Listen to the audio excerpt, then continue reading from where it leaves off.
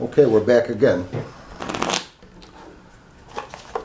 This is part 2 of this series I'm doing. And I wanted to talk about where you get your clients from. I call them clients, not quorants. The reason I call them clients is because when you have somebody you're reading about an issue that's going on with them, they'll be calling you more than one time. Maybe they're opening up a business, or they're going through a divorce, or maybe they're in a new relationship, going for a job interview, trying to find a new job, things like this. So there'll be more than one call or one time seeing you, whether they're seeing you face-to-face somewhere, or they're calling on the phone, or maybe a little bit of both. Maybe they're seeing you at a New Age bookstore, a coffee house you're reading at, and maybe calling you on the phone as well. But until this issue is resolved, they'll be contacting you. As things change with that issue, they'll be contacting you. Sometimes they might call you 3 times a week. Sometimes they might call you once a week, a couple times a month, whatever the situation is, however times they need a call from you, or a session with you, they'll be contacting you for that session.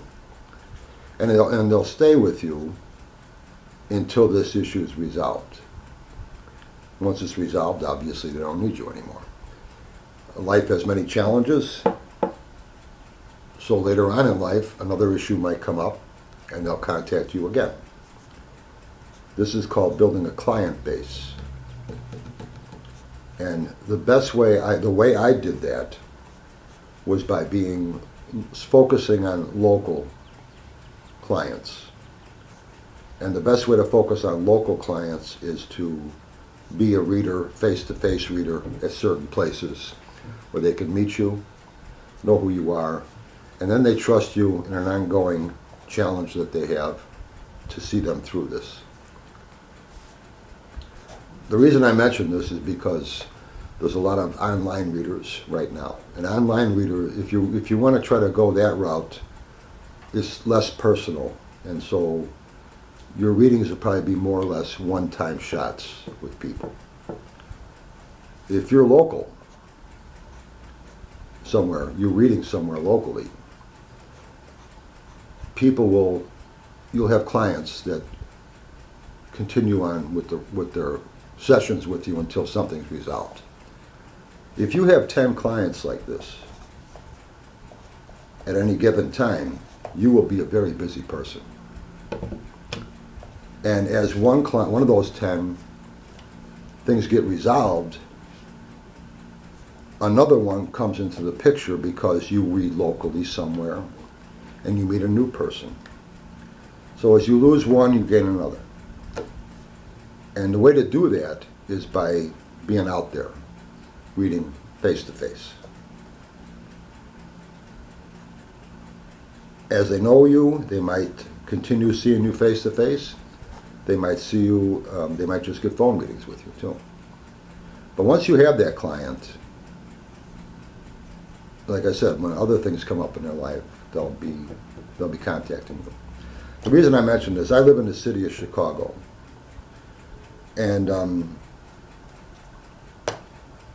that's in Cook County. And Cook County has a population of 4 million plus people. A lot of people out there.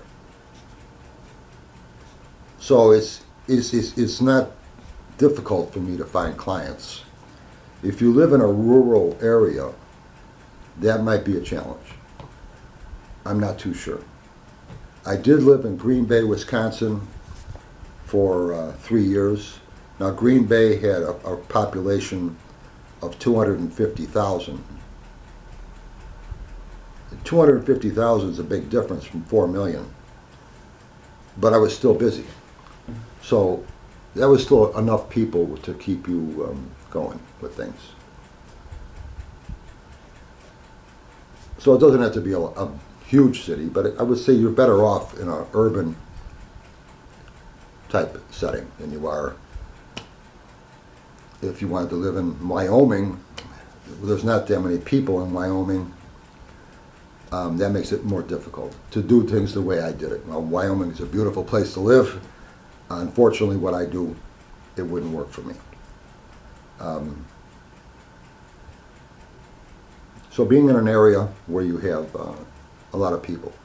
Another good place to find work or clients is in college towns, like Madison, Wisconsin might be good, because that's a college town.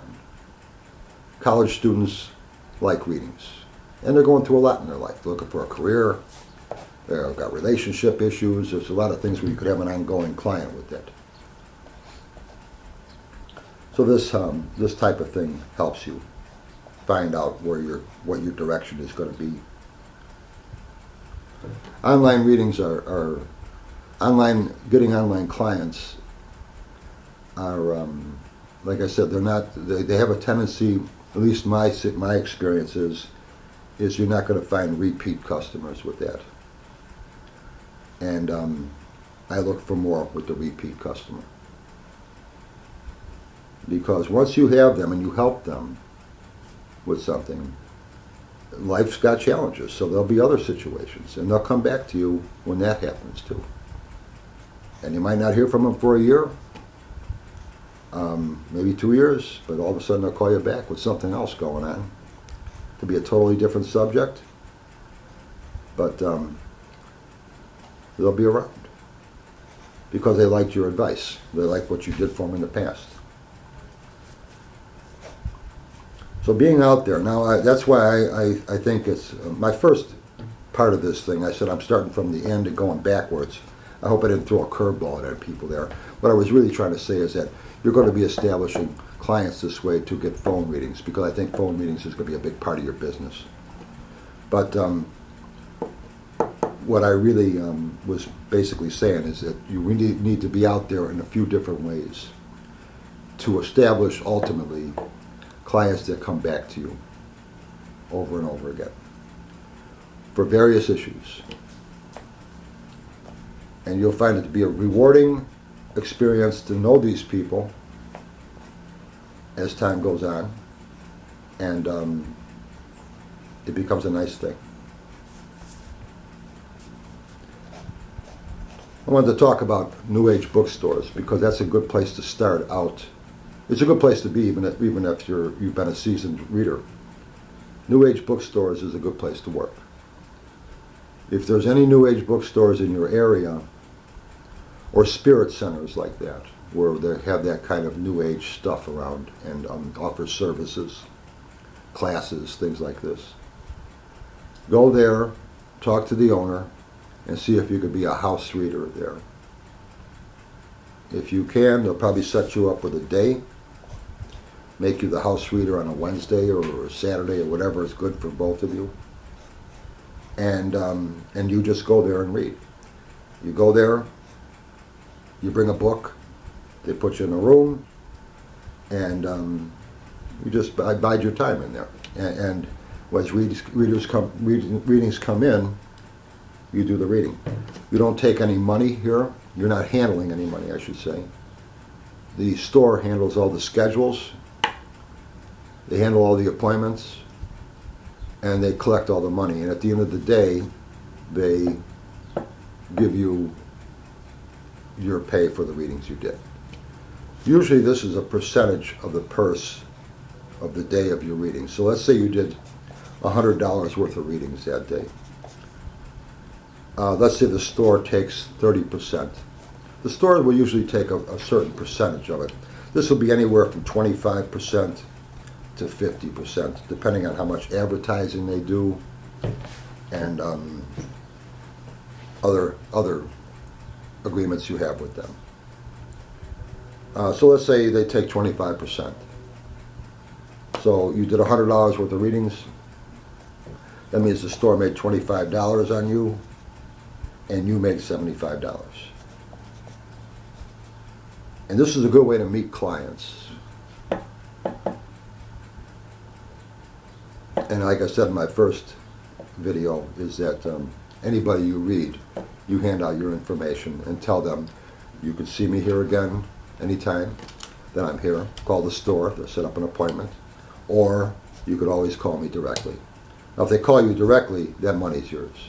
They call you on let's say you read on Wednesday, and they call you on a Tuesday, and they want a reading, well, that's a phone reading and nothing to do with the store. But you build this clientele that way. And if you go to a different store, you're able to let those clients know. I'm now reading at this store over here, the other side of town. If you want to come see me, that's where I'm at. And word gets out anyway. So they'll find you. If you got a website, you can put that on there too. So it's easy to get in touch with you. So bookstores are a good place to start. A good place to get your foot in the door.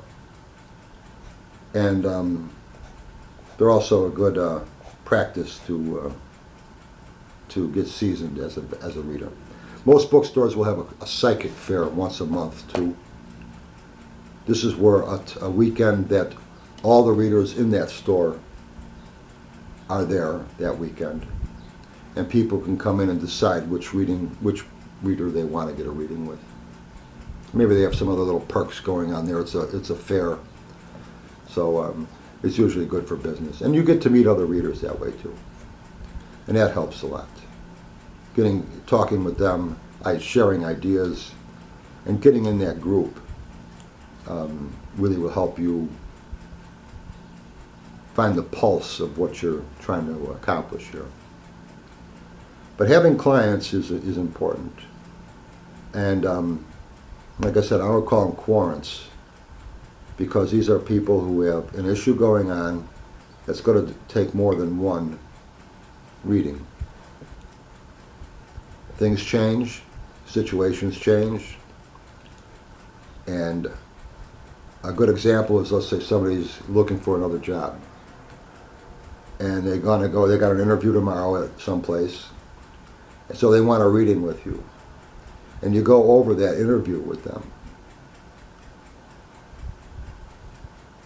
and then the next day they got another interview somewhere else, well, now they want a reading about that interview, and so that would go on until they have their job.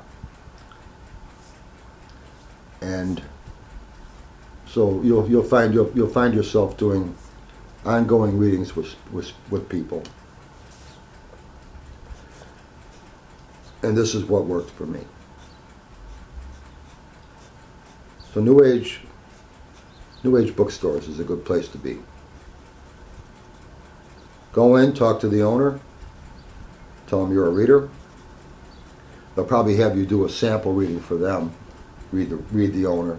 They'll like the way you read, and set you up with one day. And I advise just getting a book and sitting there and reading a book. If you as people come in, they get walk-in readings. People come in and say, well, yeah, we have Vincent here today. And they'll come and tell you you have a reading coming in to see you. Or when you walk in the store that day, you'll see that what's on the schedule already, you'll know what's there. And people start to know you're there. And they'll be coming by and seeing you on a regular basis. Stores like readers to come in to read with them because they feel you're going to bring your following in with them to their store. And readers like to work at stores because you're going to get their clients, their customers, as potential clients for you. So you're helping each other out. One thing about reading at a New Age bookstore, it's important to remember too, is you have to keep in mind the prices that you're charging outside of the store. It's good if they're pretty much in line with what the store is charging. Now, what I charge as far as prices for a reading, right now I'm charging $25 for 15-minute reading, $50 for a half an hour reading, $75 for a 45-minute reading, and $100 for an hour reading. And that's pretty much in line with what most stores are charging. If you're reading at a store who maybe has two prices, a half an hour reading and an hour reading, and those are $75 for a half an hour and $150 for an hour, and your prices are $50 for half an hour and $100 for an hour, now there's kind of a conflict there with that store, because the reader will, the client will realize that if they just call you directly, they're saving money for that reading. And that's not fair to the store. On the other hand, if the store is cheaper or less priced than your readings, they'll never call you directly. They'll rather come to the store because they're saving money. If they don't have to be exactly the same, but if they're close, $5, $10 off, it won't make any difference to the client. But if they're really far out, that could be a factor. So if you're looking for what prices you want to do, I would say look at what the new age stores around your area or people are charging on the internet are probably pretty comparable. They're probably all pretty competitive. Sometimes you'll find a spike in some place with a price, but and I would set your prices there and put them on. If you have a website, put them on your website, and you should do fine with that. Usually you get paid at the end of the day at a store. Usually it's cash, but that's up to the store and you and how you work it out. It's not really that important. But usually they'll pay you cash at the end of the day for your readings. And it's a good way to get out there and get started. So that and coffee houses. Coffee houses is another good place to go. Go to any coffee house you like around your area. Talk to the owner. See if they would be interested in having you be there on a specific day. Maybe just a couple hours at night. So let's say it's a Thursday night from 6 to 8 every night. You're there at that coffee house. Now then, they'll put something, if you want to talk to them, maybe you have something you can put out on the counter about you, something they can put in the window. Vince here at this place for doing psychic readings or tarot readings every Thursday from 6 to 8. And again, you're going to learn to read a lot because, read books, because you're just sitting there killing time. You put a table tent sign out on the table in the coffee house, psychic readings, whatever you're charging, and sit there, read a book. It'll take a while for coffee house to kick in for you. But after a while, people will realize you're there every week. They get comfortable with seeing you there. They hear about you. And pretty soon you'll have people approaching your table and say, I'm interested in getting a reading. So things will move. But so don't be discouraged if you go to a coffee house and you're there for a month, 2 months, without getting anything, really. Just spend the time there. You're investing your time to get your name out there. And it'll start picking up. You'll start having people come in. But make it consistent. Be there every week, a certain time. And I would say a good way to do it is just be there once a week with a coffee house for a couple hours. And usually you'll find the owners of a coffee house, they're more than happy to do that. And the coffee house is a different situation than a bookstore. The coffee house does not take any any percentage of it. It's all your money. They're not really advertising for you. You're making all your appointments if there's any planned time to see you. Otherwise, people just walk up to your table. So somebody will call you and say, going to be at the coffee house this Thursday? You say, yeah, I'll be there. So I want to come in and get a reading. Okay, fine. The coffee house has nothing to do with that. They might put something in the window about you being there, and they don't they don't set up any appointments for you. You're doing all that on your own, however you want to handle that. Therefore, they don't take any money. It's all on your own. But it's a good place to be, and people are regulars at coffee houses, so they'll see you there and they'll see that you're always there, and it'll catch on and it'll get you some business.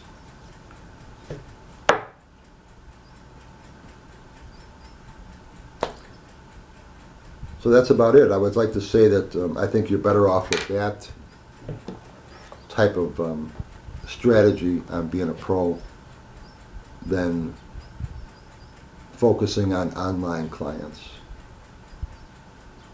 I'm not saying that that doesn't work. It might work wonderful. It might work better than what I'm doing, but I'm not. I don't think so. And I would say that this is what worked for me. And I hope if you try it, I hope it works for you too. So that's it. Look forward to more. We'll be talking about other various things about professional reading, and I'll be having those coming up shortly. Take care. That's all for now.